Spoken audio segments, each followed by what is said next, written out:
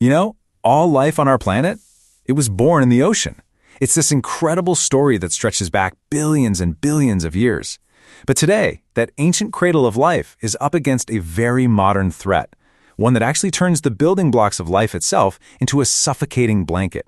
So in this explainer, we're going to dive deep into the past of marine life and then fast forward to a recent, human-made crisis that puts all of it at risk. Okay, let's just try to get our heads around the sheer scale here. 90%. By volume, the ocean provides 90% of all the living space on our planet. It is, by a huge margin, the largest habitat we have. Just a staggering amount of space, and it's filled with an incredible diversity of life. Yeah, I mean, it's easy to just picture whales, dolphins, all those colorful fish, right? But is that the whole story? Oh, not even close.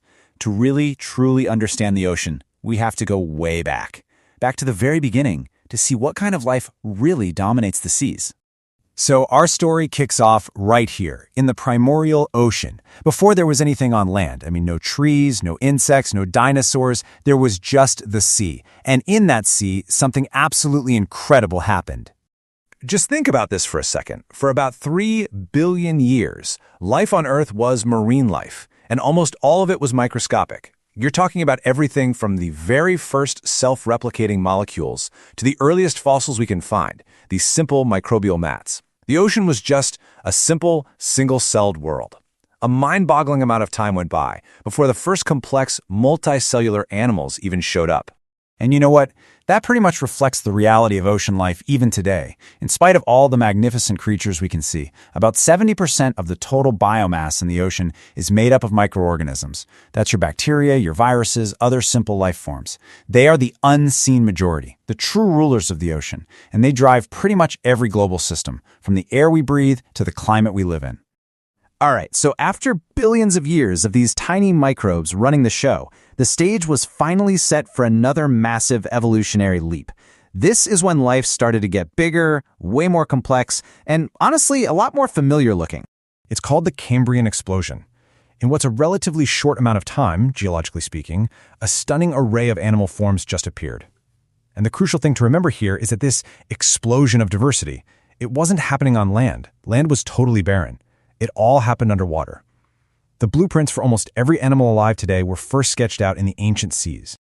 And just look at the kind of variety that came out of this. We see the ancestors of today's sponges and jellyfish, the very first mollusks, and those early arthropods that would one day become crabs and shrimp. This was the moment. This is when the foundations of all modern biodiversity were laid down, and it all happened right there, in the ocean. Okay, so we've journeyed through billions of years of this slow, methodical evolution that built this intricate web of life. But what happens when that ancient stable system smacks right into the modern world? Well, in just the last 100 years or so, a totally new story has unfolded, one of rapid, disruptive change. Take a look at this graph from Denmark's coastal waters. It tells a story that's been repeated all over the world. See that dramatic spike in nitrogen? That's happening through the mid to late 20th century. This is not a natural cycle. No way. This is the clear signature of intense human activity on land having a massive impact out at sea. Now, there's a scientific term for this problem: eutrophication. It sounds kind of fancy, but the concept is actually pretty simple. It's just overloading an ecosystem with nutrients. And nutrients like nitrogen and phosphorus, they're essential for life, right? They're kind of like fertilizer. But as we're about to see, you can definitely have too much of a good thing.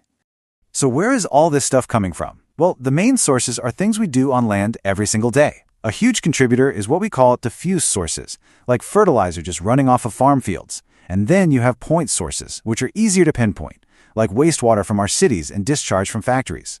It all flows downstream, and it all ends up in our coastal waters. And all those extra nutrients? Well, they kick off a really dangerous chain reaction. It's a cascade effect that starts with a huge boom, but ends in death.